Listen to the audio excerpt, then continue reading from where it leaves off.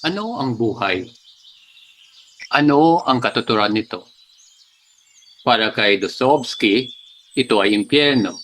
Ayon sa kanya, ang buhay ay pakikipaglaban sa pinakamadilim na bahagi ng kaluluwa ng tao, isang tunawan ng pagdurusa kung saan naharap tayo sa ating pinakamalalim na takot at pagnanasa. Ayon kay Socrates, isa itong pagsubok. Ang buhay ay ang sukdulang pagsusuri ng halagahan, karunungan at katotohanan.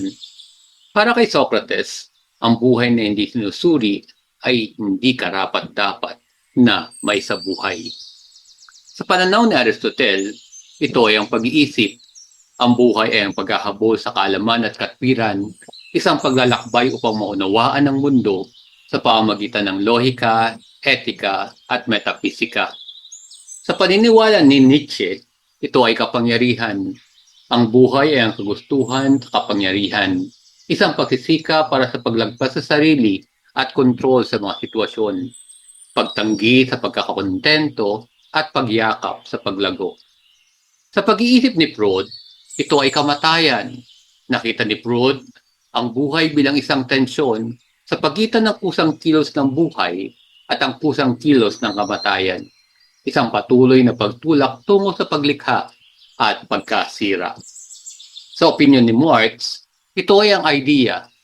Para kay Marx, ang buhay ay nuhubog ng mga material na kondisyon at ang mga ideolohiyang nagmumula sa kanila, isang pakikibaka upang lumikha ng isang mundo ng pagkakapantay-pantay at katarungan.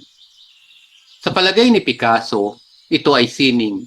Ang buhay ay paglikha, isang canvas para sa pagpipinta ng ating mga hilig, emosyon at pangarap na inuhubog ng imahinasyon at ekspresyon.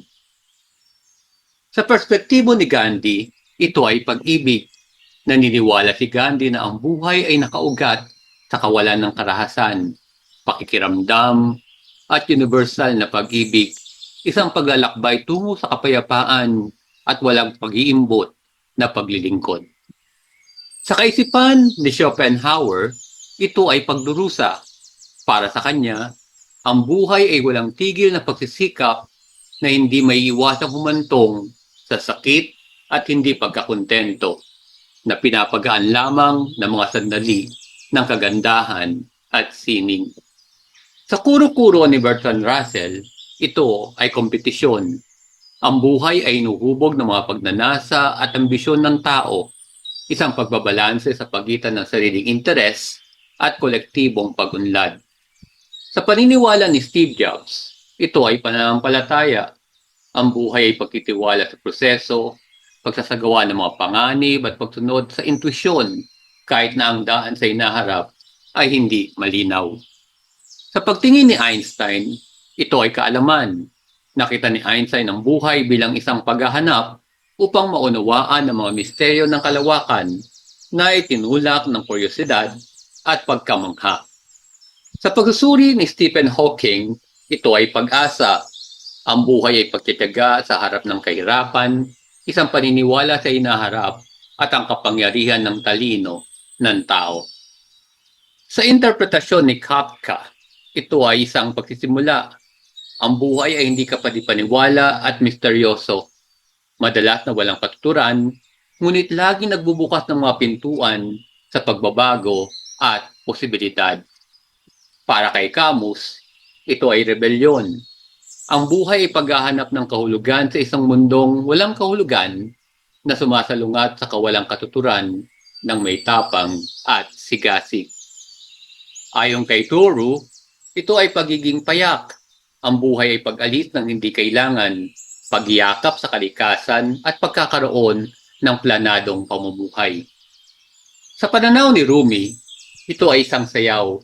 Ang buhay ay isang espiritual na paglalakbay, isang ritmo ng pag-ibig at banal na koneksyon na hinabi sa bawat sandali.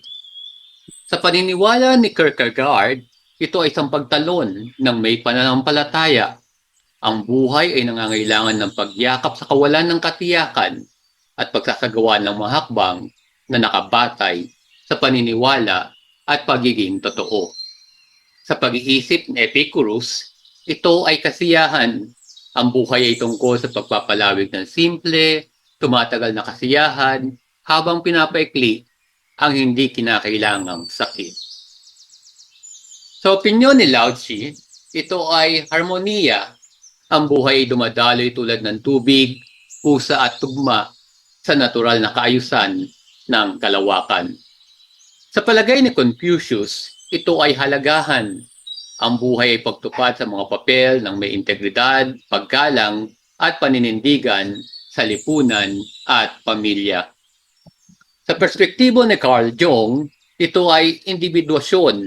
Ang buhay ay pagsasama-sama ng malay at hindi malay upang maging buo at totoo. Sa kaisipan ni Alan Watts, ito ay isang laro. Ang buhay ay dapat maranasan at laruin ng may pagkamangha. Hindi dapat ituring bilang isang seryosong bagay. Sa kuro-kuro ni Viktor Frankl, ito ay kahulugan. Ang buhay ay paghahanap ng layunin kahit sa mga pinakamahirap na sitwasyon sa pamamagitan ng pag-ibig at paglilingkod. Sa paniniwala ni Simone de Beauvoir, ito ay kalayaan. Ang buhay ay kapangyarihang ipakilala ang sarili at tanggihan ng mga papel na ipinataw ng lipunan. Sa pagtingin ni Heraclitus, ito ay pagbabago. Ang buhay ay patuloy na pagbabago na parang isang ilog na hindi na kayang maulit pa ang naunang pagdaloy.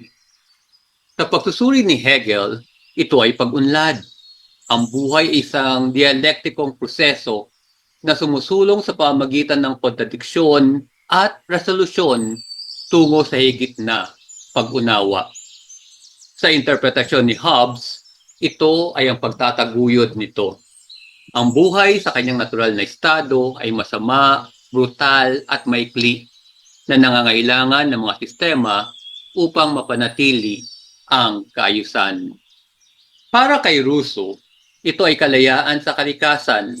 Ang buhay ay pinakatotoo kapag bumalik tayo sa ating natural na estado, malaya mula sa katiwalian ng lipunan. Ayon kay Marcus Aurelius, ito ay pagtanggap.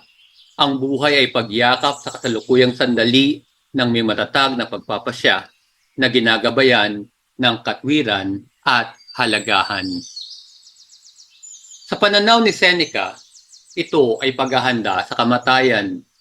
Ang buhay ay hindi tungkol sa haba nito, kundi sa kanyang kalidad, na nagtuturo sa atin na mabuhay ng mabuti at pagpapaubaya ng may dignidad.